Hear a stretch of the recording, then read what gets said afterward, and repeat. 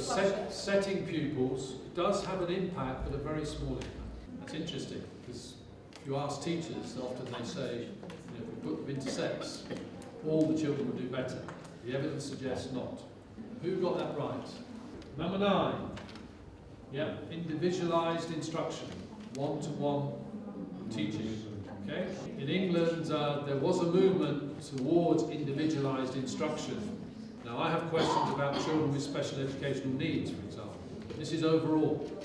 And I have worked in China and in Rwanda, in Africa, where there are very big classes, and certainly in the schools in China, levels of attainment are very high because of cultural factors. Homework, not very important. In fact, in France, it's illegal to set homework. I think since 1956 or 7, it's been illegal to set homework in France.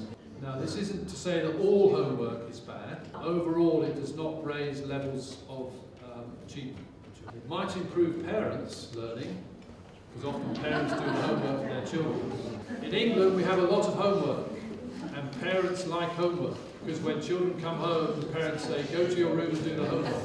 So this is not a popular message in England. It will be popular for teachers, because they spend a lot of time marking homework. It has very little impact on the quality of learning. Is homework important in Poland?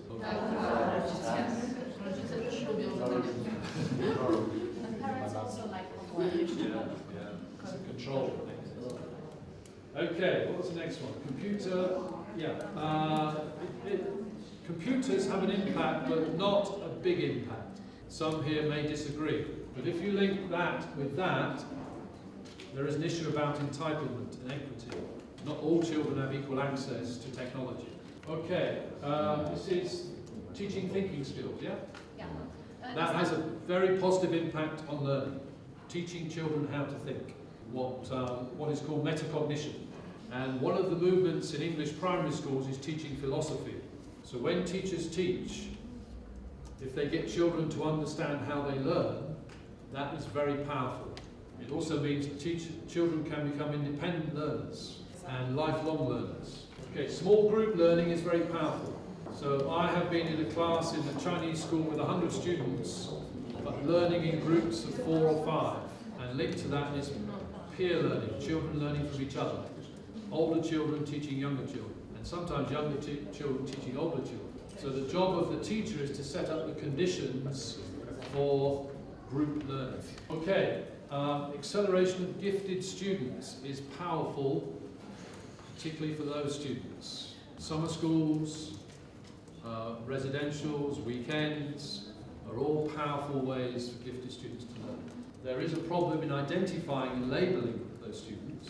In England we have gifted and talented students. Gifted a general term, talented a particular thing. Okay, what have we got left? Class size. Class size is important and has to be taken with group size and individualised instruction. The key is the teacher and their ability to manage the group. A highly effective teacher can have a group of 40 children, and if they manage that group successfully, those children will learn. And the opposite is true. A less effective teacher can have a group of 20 children and not be organised, and the learning is poor. Right, so number 2, I think, is it? Well, anyway, the next one is feedback. Very, very powerful. This means feedback from the teacher to the student, but also from the student to the teacher, the students to each other, and the student to themselves. And Hattie writes about the power of feedback and how we don't use it enough in education. This is about normative evaluation. So when children complete a task, there is very quick feedback and very specific feedback, which enables them to develop.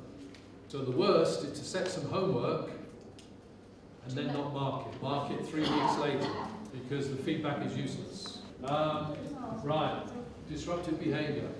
According to Hattie's research, the thing that improves learning most is when students are motivated, engaged, and behave themselves. That is why in the English policy, the legislation, behaviour is a separate heading with support for teachers and how to improve student behaviour. But all of these factors are interlinked, but the key is the teacher.